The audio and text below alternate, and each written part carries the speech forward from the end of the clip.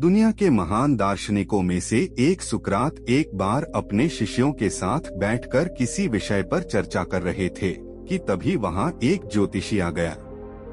उसने देखा कि कोई भी उस पर विशेष ध्यान नहीं दे रहा है, तो उसने सबका ध्यान अपनी ओर आकर्षित करते हुए कहा, मैं बहुत बड़ा ज्योतिषी हूँ।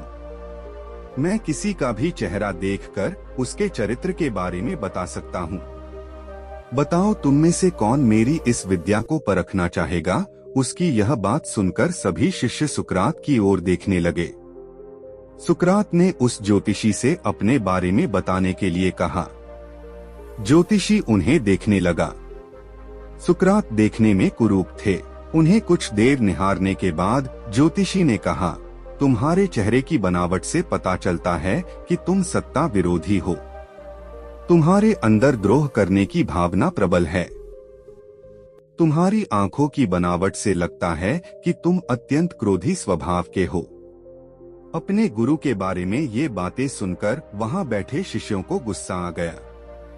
उन्होंने उस ज्योतिषी को तुरंत वहां से जाने के लिए कहा, लेकिन सुकरात ने उन्हें शांत करते हुए ज्योतिषी को अपनी बात पूरी करने के लिए कहा। ज्योतिषी ने अपनी बात को जारी रखते हुए कहा, तुम्हारे बेडौल सिर और माथे से पता चलता है कि तुम लालची हो। तुम्हारी ठुड्डी की बनावट तुम्हारे सनकी होने की तरफ इशारा करती है। ज्योतिषी की ये बातें सुनकर शिष्य और भी क्रोधित हो गए, लेकिन सुकरात गुस्सा होने की बजाय मुस्कुरा रहे थे। उन्होंने ज्योतिषी को इनाम देकर विदा किया। सुकरात के इस व्यवहार को देखकर शिष्य उन्हें आश्चर्य से देखने लगे और उनसे पूछा, गुरुजी, हमें आपकी यह बात समझ नहीं आई कि आपने उस ज्योतिषी को इनाम क्यों दिया, जबकि उसने जो कुछ भी कहा वो सब झूठ था।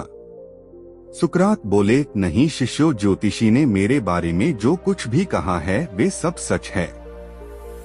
उसके बताए सारे दोष मुझ में हैं। मुझ में लालच है, क्रोध है। उसने जो कुछ भी कहा वे सब कमियां मुझ में हैं, लेकिन वह एक बहुत जरूरी बात बताना भूल गया।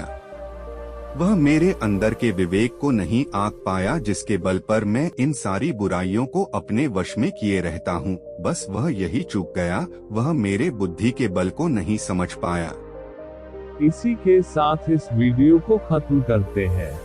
दोस्तों, उम्मीद करता हूँ आपको इस कहानी से एक अच्छी सीख मिली होगी। ये कहानी आपको कैसी लगी हमें कमेंट बॉक्स में कमेंट करके जरूर बताएं और साथ ही इस कहानी को अपने दोस्तों के साथ जरूर शेयर करें ताकि उन्हें भी इस कहानी से कुछ सीखने को मिल सके। धन्यवाद।